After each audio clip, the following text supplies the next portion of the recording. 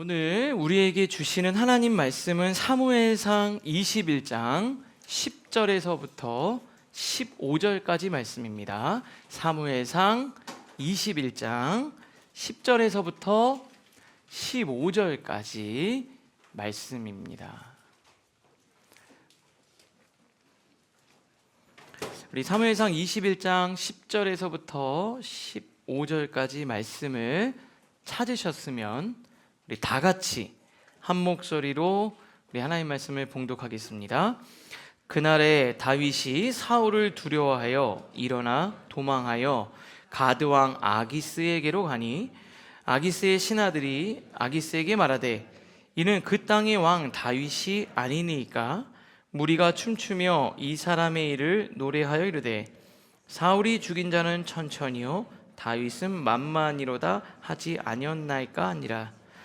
다윗이 이 말을 그의 마음에 두고 가드 왕 아기스를 심히 두려워하여 그들 앞에서 그의 행동을 변하여 미친 채 하고 대문짝에 끄적거리며 침을 수염에 흘리매 아기스가 그의 신하에게 이르되 너희도 보거니와 이 사람이 미치광이로다.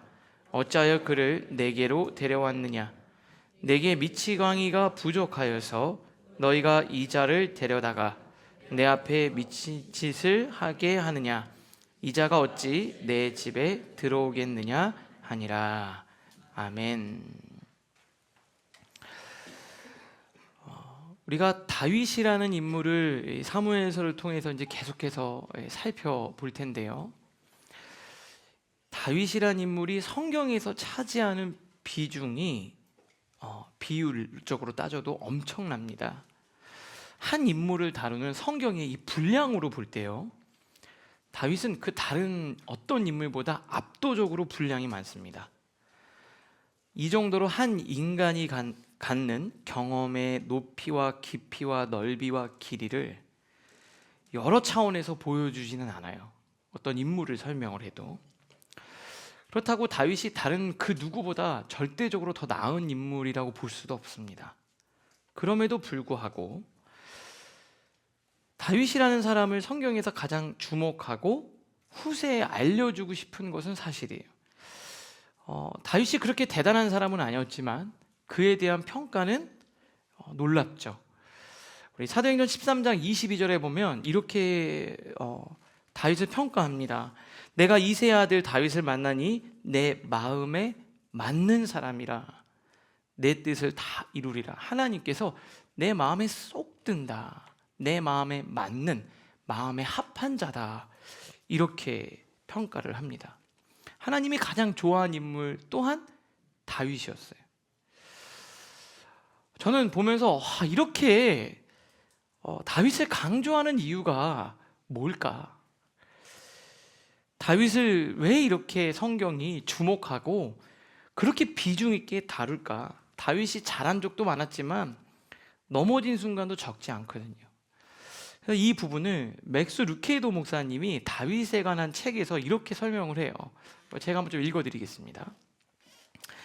골리앗을 노려보던 눈으로 밧세바에게 추파를 던졌다. 엘라 골짜기에서는 하나님을 모독하는 원수들과 맞섰지만, 블레셋과 맞서 싸웠지만 광야로 쫓겨난 뒤에는 그 블레셋 사람들을 찾아가 몸을 의탁했다. 이스라엘 군대를 훌륭하게 지휘했지만 가정은 잘 다스리지 못했다. 피에 줄인 다윗과 하나님의 목마른 다윗이 있다. 아내를 8이나 거느렸던 다윗과 오직 하나님 한 분만을 섬긴 다윗이 있다. 다윗이 똑바로 섰을 때는 누구도 따라갈 수 없을 만큼 훌륭했다. 하지만 실족했을 때는 인생의 밑바닥까지 내려갔다. 하나님의 마음에 맞았던 다윗은 이렇게 기복이 심한 인물이었다. 바로 이런 이유 때문에 다윗의 이야기가 중요한 것이다.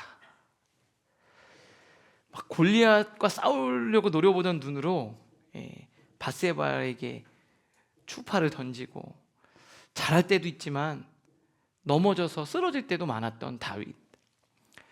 이 다윗의 이야기가 중요한 건 뭐냐면요, 바로 이 현실성입니다. 현실성.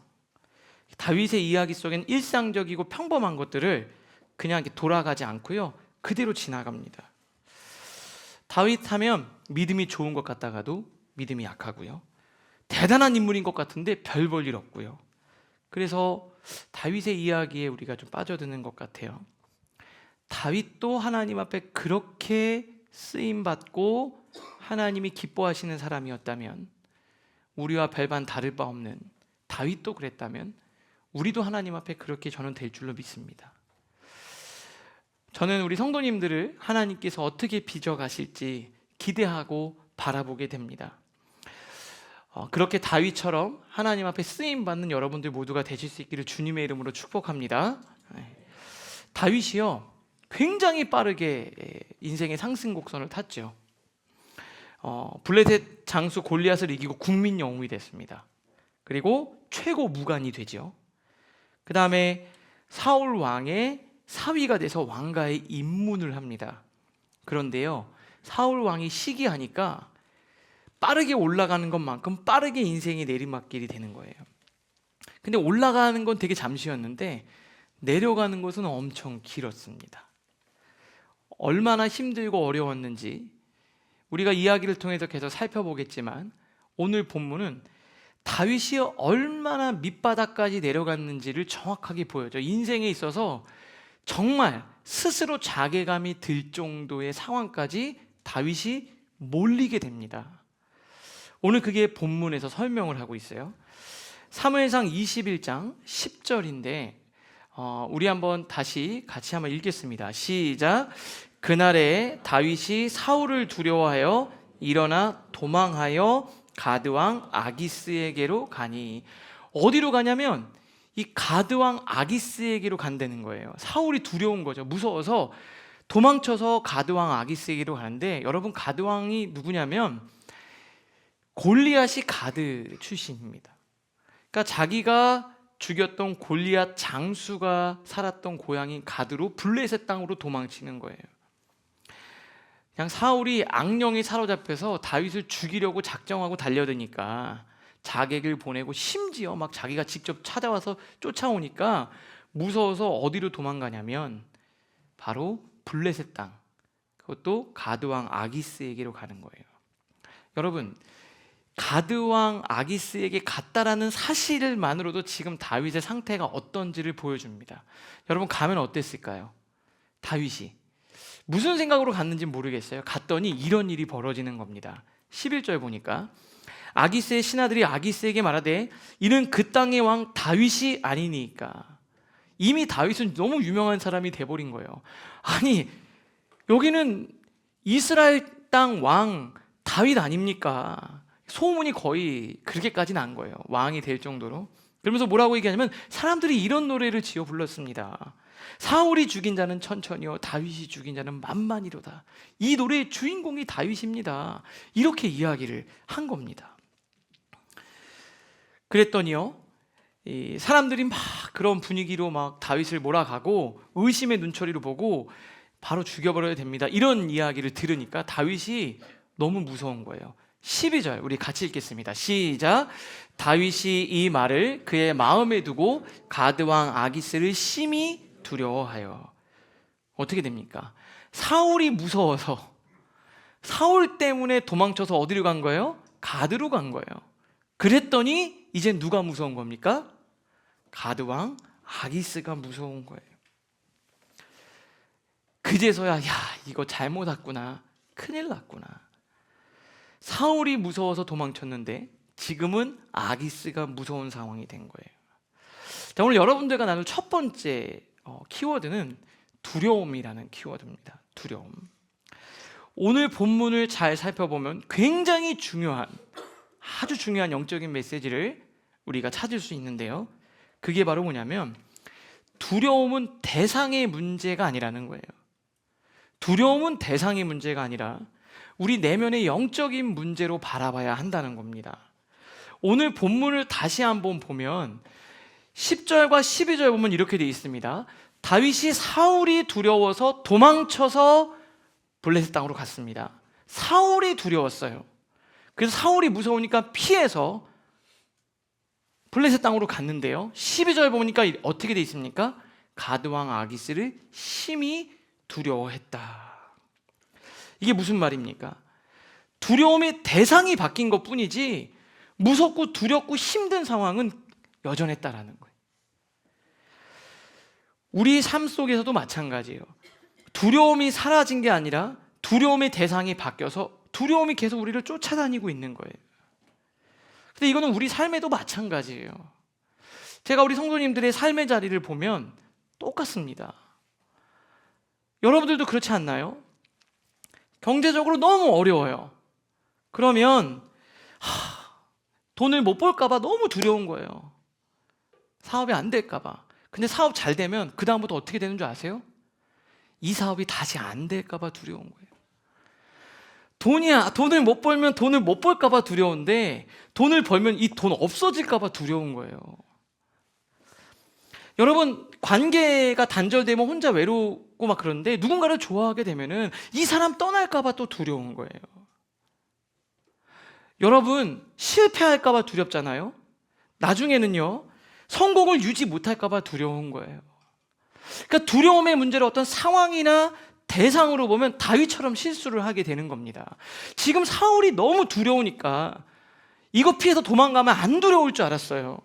그런데 이 두려움이 가드왕 아기스라는 대상으로 바뀌었을 뿐이지 그의 삶에 이 두려움이 떠나지가 않는 거예요.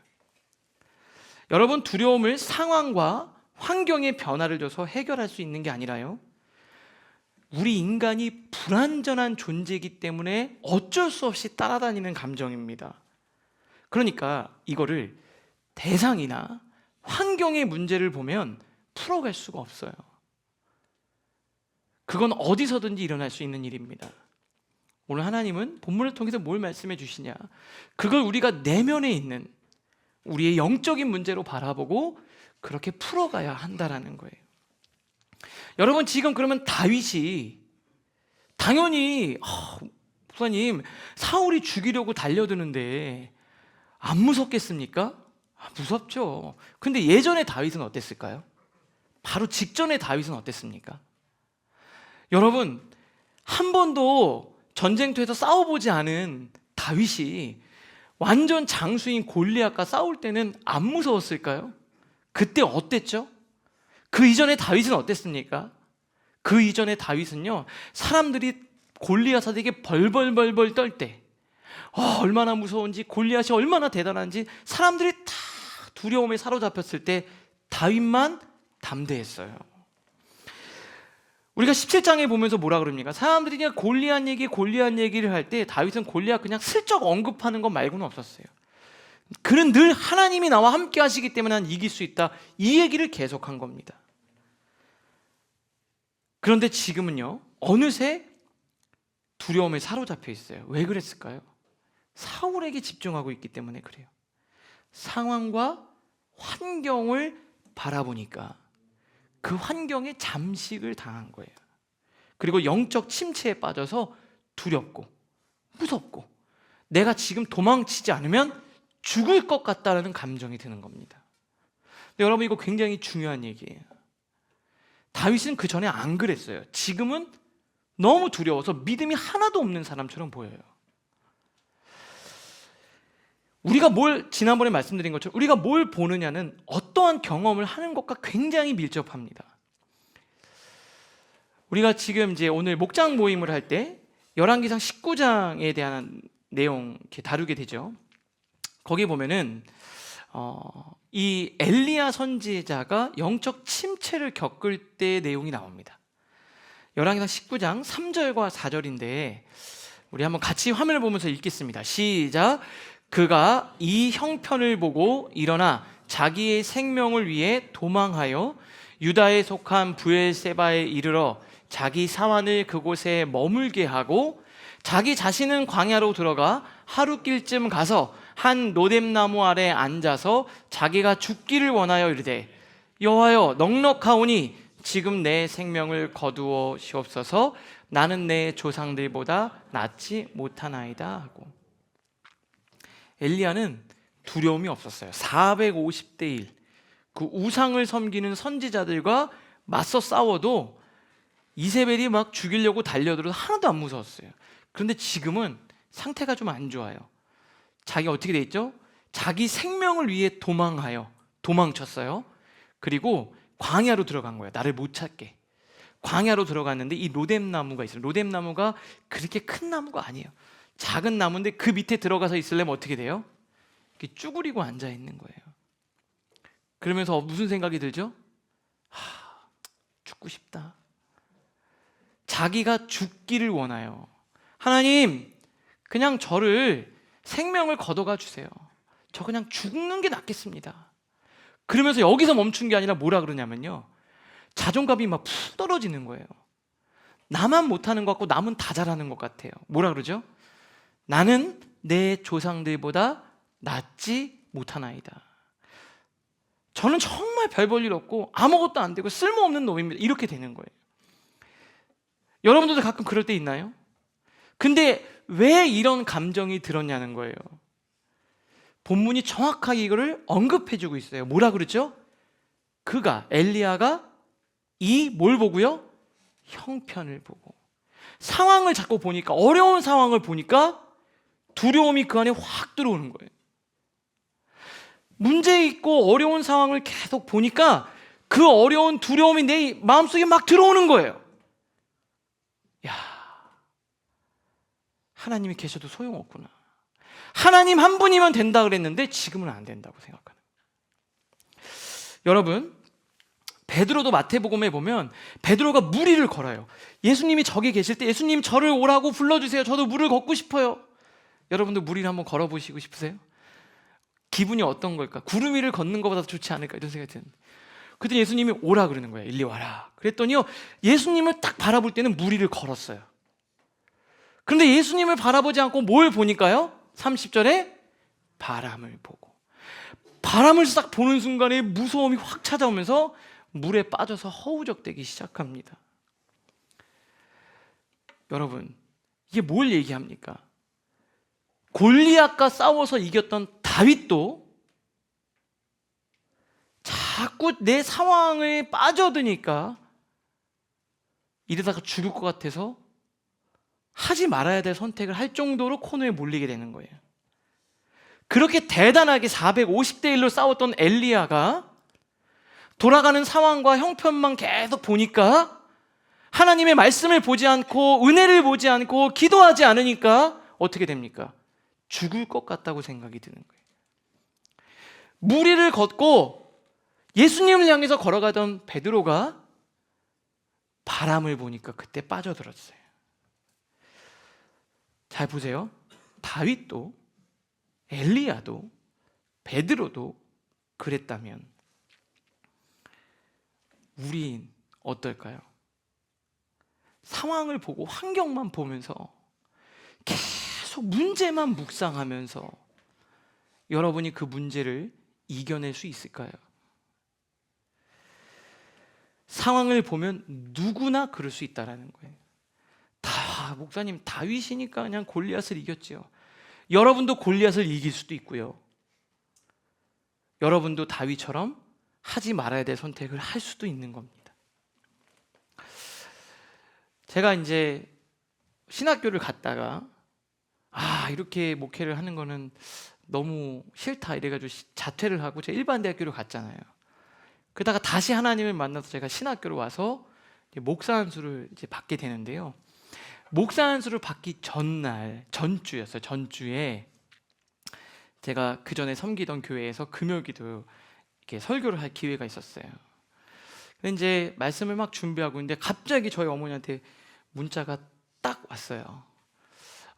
이제 목사 안수 이제 얼마 안 남았죠. 근데 갑자기 어머니 기도하시다가 이런 생각이 들었나 봐요. 제 전도사인데 심전도사, 목사 안수를 축하한다. 그런데 엄마가 축하한다고 말하면서도 마음이 좀 그렇다. 왜냐하면 그 길이 쉽지 않은 길이기 때문이야. 근데 제가 그때 무슨 걱정이 있었냐면요, 먹고 사는 걱정 같은 것도 있고 내 길이 어떨까 이런 걱정도 있잖아요. 이제 목사 안수 받으면 그 길을 계속 가야 되잖아요. 그랬더니 어머니를 통해서 하나님께 저한테 이런 말씀을 주시는 거예요. 제 마음에 뭐라고 말하냐면, 공중에 나는 새를 봐라. 들에 핀 백합화를 봐라. 하나님이 먹이시고 입히시는데 주의 길을 가는 심전도사를 먹이시고 입히시지 않겠냐. 주님만 보고 가라. 제가 그 문자를 써서 놨어요. 지금도 간직하고 있어요. 주님만 바라보고 그 길을 가라는 거예요. 여러분, 마태복음 26장에 보면 제자들에게 말씀하신 거, 제자들이 너무 두려웠어요. 내가 먹고 사는 건 어떨까? 내 인생은 어떻게 될까?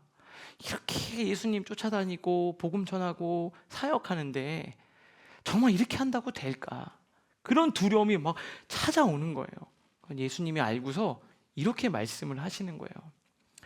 공중의 새를 보라. 얘들아, 두려워하니까 이런 거야. 얘들아, 저기 새를 좀 볼래? 야, 심지도 않고 거두지도 않고 창고에 모아서 쌓아두지도 않고, 그런데 하늘 아버지께서 기르시는데 너희들은 저 새들보다 귀한데 하나님이 먹이시고 입히시지 않겠니? 그리고 막 뭘 입고 살까? 예쁘게 핀 백합화 얼마나 예뻐요, 그죠? 그러면서 이러는 거야. 너희가 어찌 의복을 위해서 염려하냐? 야, 저 백합화를 좀 볼래? 어떻게 자라는가 생각하여 봐라. 수고도 아니하고 길쌈도 아니하느니라. 그러면서 이렇게 말씀하세요. 30절 같이 읽을까요? 시작. 오늘 있다가 내일 아궁이에 던져지는 들풀도 하나님이 이렇게 입히시거든 하물며 너희일까 보냐. 믿음이 작은 자들아. 여러분, 그렇게 다 먹이시는데 하나님이 여러분들 그냥 두실까요?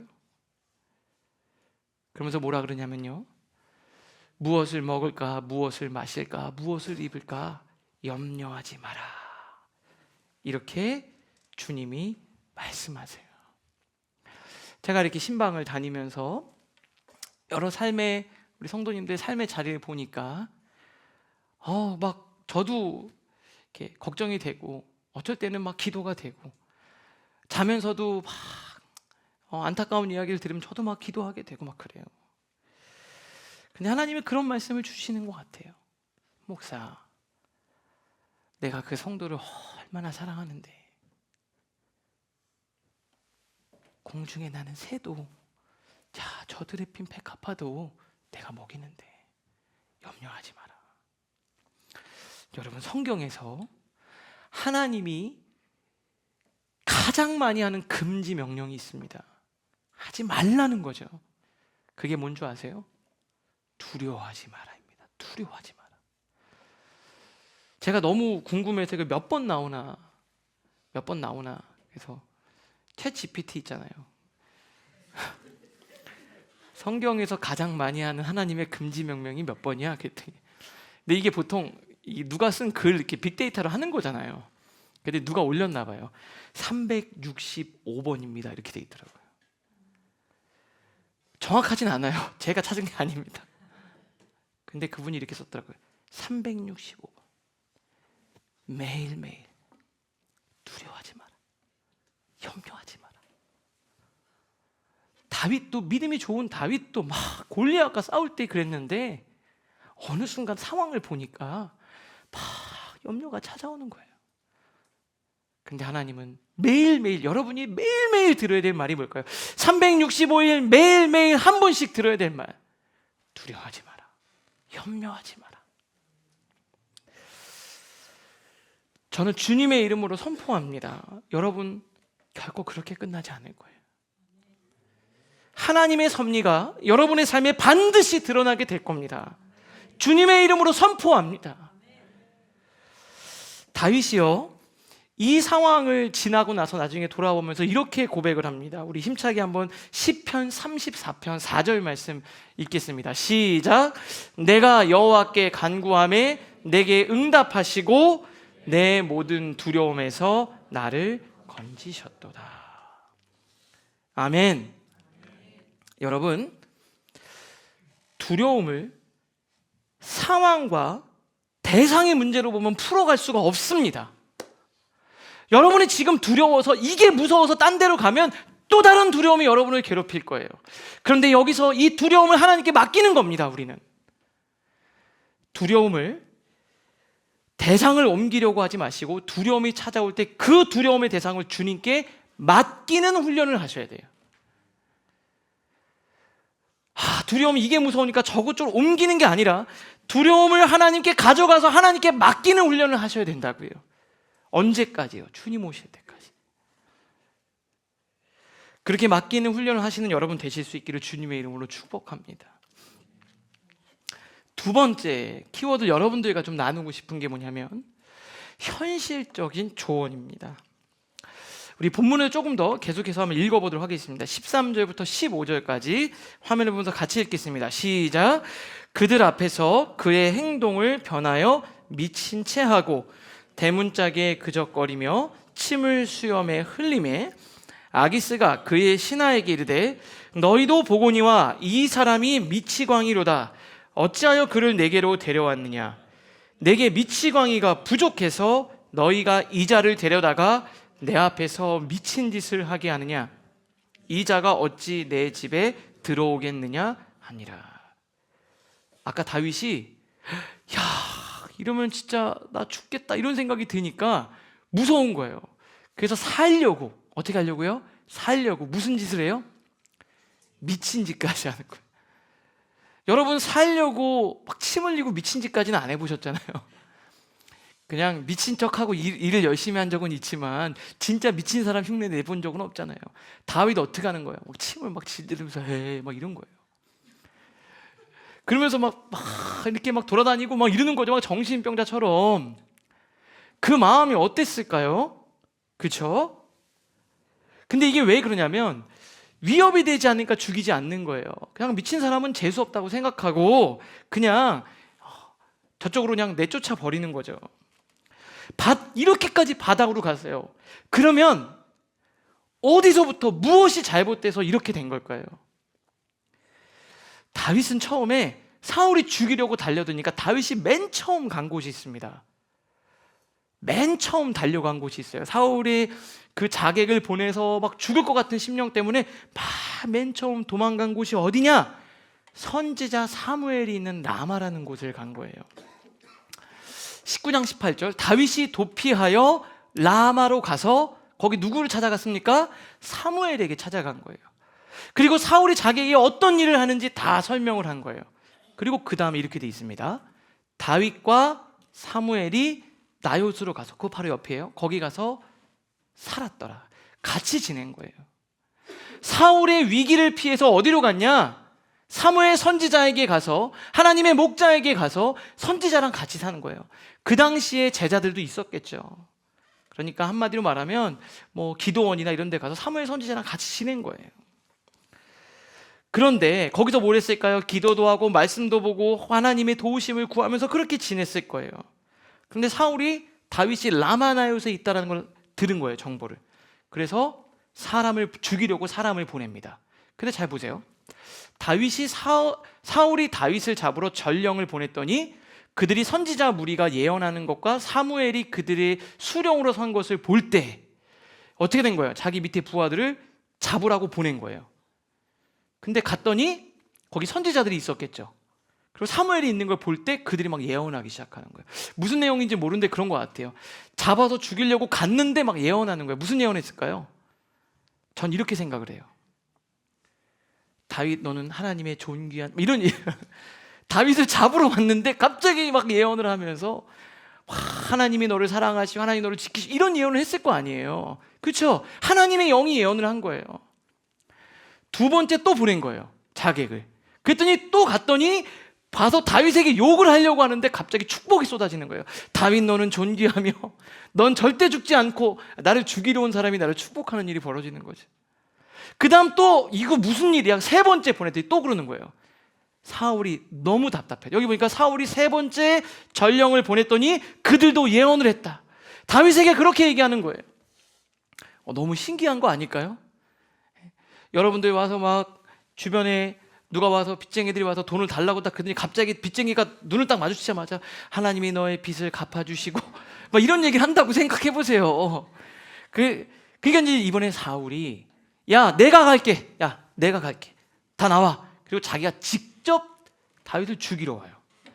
직접 죽이러 합니다. 그랬는데 사울이 라마나요트로 가니라. 야, 내가 가야 되겠다. 이거 안 되겠다. 그랬더니 이번에 하나님의 영이 누구에게도 임한 거예요? 사울에게도 영이 임한 거예요. 그러면서 걸어가면서 뭐 하는 거예요? 예언을 하기 시작하는 거예요, 또. 근데 심지어 옷도 벗고 막 예언을 하는 거예요. 사람들이 뭐라 하냐면, 아니, 사울이 선지자였어? 이렇게 사람들이 막 얘기하죠, 나중에. 그렇게 막 예언을 하고 돌아다니는 거예요. 여러분, 이거 잘 보세요. 이게 무슨 말인 줄 아세요? 하나님이 다윗, 걱정하지 마라. 내가 너를 지키고 보호하겠다는 하나님의 분명한 메시지예요. 그런데 이쯤 되니까 하나님을 바라보면서 야, 이렇게 나를 지켜주시는구나 라고 생각하는 게 아니라 큰일 났다. 이번에는 어떻게 겨우 살아남았는데 다음번엔 죽을 수도 있겠다 이렇게 생각을 하는 거예요. 그러면서 다윗이 어떻게 하냐? 도망쳐 갑니다. 다윗이 라마나요트에서 뭐 했습니까? 도망하여. 누구를 찾아가냐면 실질적으로 도와줄 수 있는 사람을 찾아가요. 누가 떠올랐을까요? 요나단에게 가는 거예요. 얘가 나를 도와줄 수 있겠지.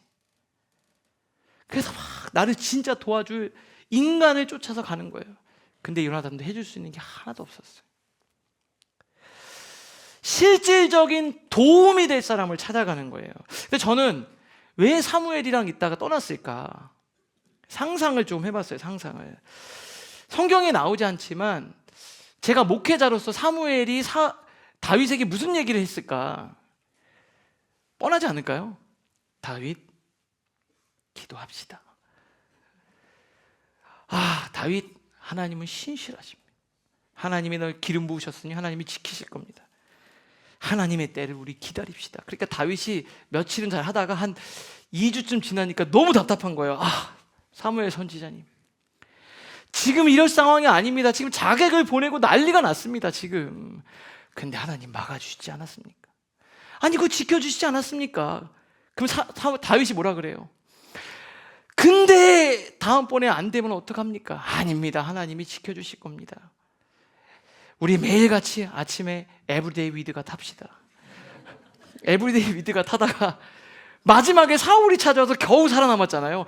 지금 여기까지 쫓아왔어요. 지금 어떻게 할까요? 좀 어떻게 해야 될지 좀 도와주세요. 그랬더니 하나님이 지키실 겁니다. 너무 불안하시면 오늘 저녁에 수요 라이프 워십 때 와서 저랑 같이 기도하시죠. 나중에 하다가 아니, 도대체 실질적인 도움을 줘야지, 현실적인 조언을 좀 해줘야지, 맨날 기도하자 그러고 말씀 보자 그러고 답답해 미치겠는 거예요. 그래서 도망쳐서 어디로 간 거예요?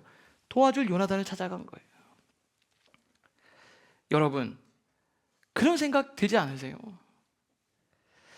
그래서 자기가 자기 생각으로 살려고 간 곳이 어딥니까? 기껏 찾아간 게 블레셋 가드로 간 거예요. 여러분, 이게 잘 보세요.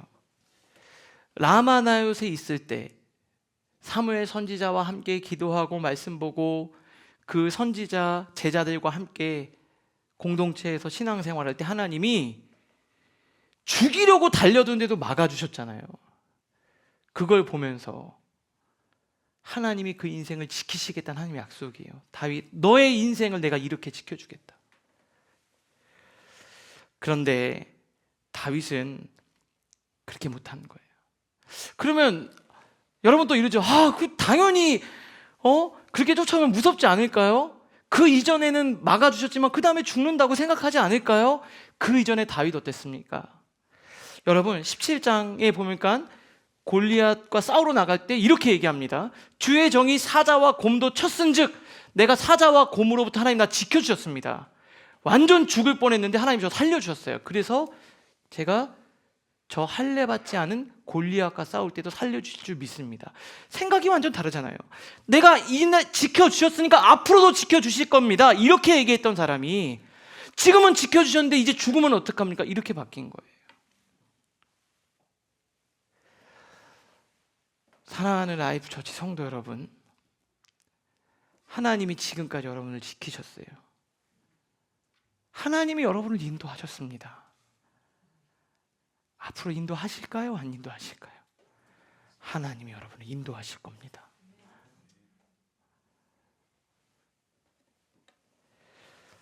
무엇이 가장 실질적인 도움이에요? 무엇이 가장 영적인 도움입니까? 무엇이 가장 현실적인 도움입니까? 영적인 거예요. 여러분, 사무엘서 시작할 때 사울 왕이 무너지게 된 대표적인 사건이 뭐예요? 블레셋과 전쟁을 하는데 사무엘 선지자가 며칠을 기다리라 그러죠? 7일을 기다리라 그래요. 그런데 사람들이 한두 명씩 떠나가니까, 아니 지금 이거 가뜩이나 인원도 없는데 이거 사람들 떠나가니까 이 사람들을 붙잡아야 되잖아요. 어쩔 수 없이 내가 제사를 드렸습니다. 근데 사무엘 선지자가 엄청나게 책망하지 않습니까? 왜 그런 줄 아세요? 그 한두 명 불러 모은다고 이길 수 있는 전쟁이 아닌 거예요. 사무엘상 마지막은 이렇게 끝나요. 그때 이스라엘의 온 땅에 철공이 없었으니, 블레셋과 전쟁을 하는데 이스라엘은 철기가 아닌 거예요. 여러분 22절 같이 읽겠습니다. 시작. 싸우는 날에 사울과 요나담과 함께한 백성의 손에는 칼이나 창이 없고 오직 사울과 그의 아들 요나단에게만 있었더라. 무슨 말이에요? 이거는 하나님이 붙들어 주셔야만 되는 싸움이에요.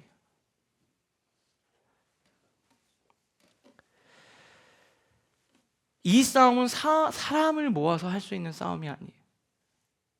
전술과 전략을 짜서 이길 수 있는 전쟁이 아니었어요. 하나님께 매달려야 되는 싸움입니다. 사랑하는 라이프처치 성도 여러분, 우리가 함께 하나님과 기도하면서 내 인생의 문제를 풀어가야 되는 거예요. 한 번은 제가 막 이런 얘기를, 현실적인 조언 이렇게 늘 똑같은 얘기를 하니까 누가 그러더라고요. 맨날 똑같은 얘기해. 목사님 맨날 똑같은 얘기 다 아는데 맨날 똑같은 얘기 한대요. 현실적인 조언을 좀 해달라고 그랬는데 제가 입이 탁 막혔어요. 목사님은 뭐 밖에서 일을 하는 것도 아니고, 그래서 제가 그렇게 나는 사회 경험도 없고 제대로 내가 밖에서 막 사업을 하는 것도 아니고 장사를 하는 것도 아니고 맨날 너무 쉽게 이렇게 성경에 있는 얘기만 하는 거 아닐까? 그러면서 갑자기 좀 약간 좀 위축이 됐어요. 근데 제가 그게 머릿속에 맴도는 거예요. 근데 똑같이 얘기했죠. 기도하자고, 기도하겠다고 이렇게 얘기했어요. 근데 하나님 앞에 기도했어요. 하나님, 제가 뭐라고 얘기를 해야 될까요? 그럼 하나님이 지혜를 주시는 건데 갑자기 이런 생각이 드는 거예요. 우리는 현실이 어려운 걸 다 알아서 현실에 적합하고 상황에 적합하고 상황에 순응하는 사람을 만들려는 게 아니잖아요. 우리 하나님 왜 붙들까요? 그 현실을 뛰어넘고 돌파하고자 하는 거 아닌가요?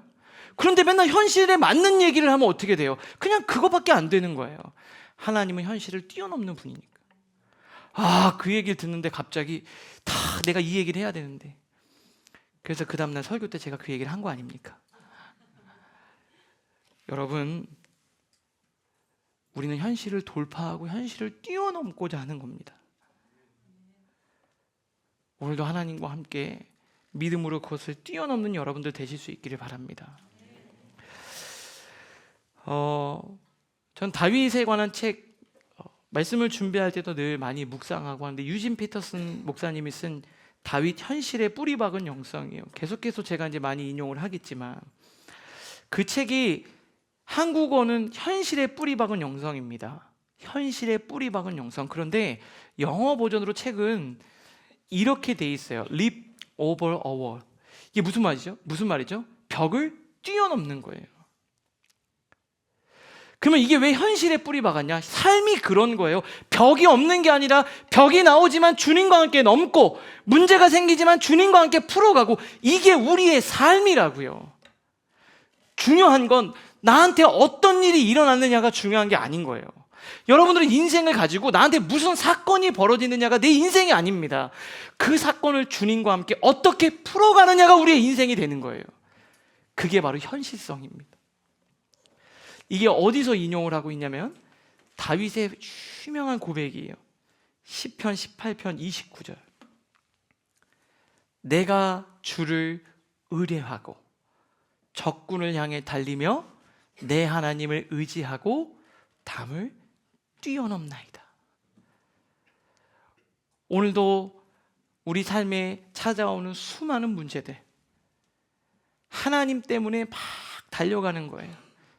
그러니까 이 표현을 보면서 저는 약간 뭉클했어요. 적이 막 너무 무서운 적이 있는데요, 하나님을 신뢰함으로 막 그쪽을 향해 달려가는 거예요. 하나님을 의지하기 때문에 담을 뛰어넘는 거죠. 그런 우리 사랑하는 라이프처치 성도님들 모두가 되시기를 바랍니다. 문제가 없는 인생 말고요, 문제가 나오지만 하나님 때문에 문제가 안 되는 인생, 그런 인생이 저와 여러분들의 인생이 되기를 주님의 이름으로 축복합니다.